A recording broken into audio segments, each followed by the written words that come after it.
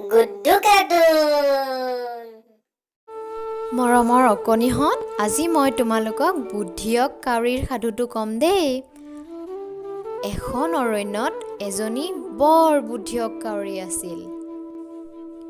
তাই নিজৰ বুদ্ধিৰ বলতে সকলোবোৰ সমস্যাৰ সমাধান কৰিব পাৰিছিল।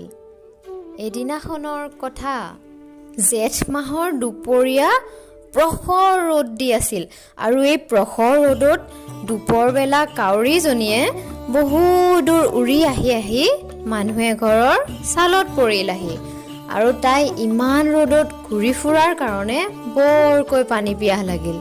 পিছে বেচেৰীজনীয়ে সকলোতে পানী বিচাৰিবলৈ ধৰিলে, কিন্তু তাই ক'তো পানী দেখা নাপালে। পিয়াহত থাকিব নোৱাৰি তাই ক'ৰবাত পানী পায় নেকি ঘূৰি ঘূৰি চাৰিওফালে চালে আৰু এনেতে তাই মানুহ এঘৰৰ চোতালৰ এচুকতে পানীৰ কলহ এটা দেখিবলৈ পালে। তাইৰ মনটো বৰ আনন্দ লাগিল আৰু তাই অধীৰ আগ্ৰহেৰে কলহটোৰ ওচৰলৈ উৰি উৰি আহিল। কিন্তু কলহটোত পানীৰ পৰিমাণ যথেষ্ট কম আছিল আৰু সেইকাৰণে পানীখিনি দেখি তাইৰ মনটো বেয়াহে লাগিল।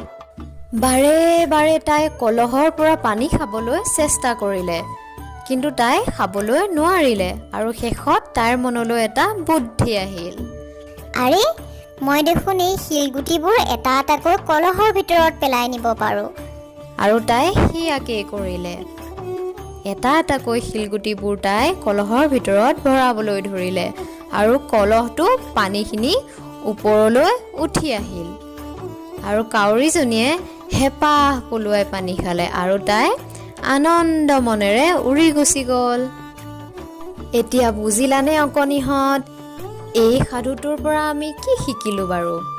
এই সাধুটোৰ পৰা আমি ইয়াকে শিকিলোঁ যে যিবোৰ কাম আমি বলেৰে কৰিব নোৱাৰোঁ, সেই কামবোৰ আমি কৌশলৰেও কৰিব পাৰোঁ। তেনেহ'লে আজিলৈ বাই বাই অকণিহঁত। পুনৰ এটা নতুন ভিডিঅ' লৈ আহিম দেই, তোমালোকে চাই থাকিবা।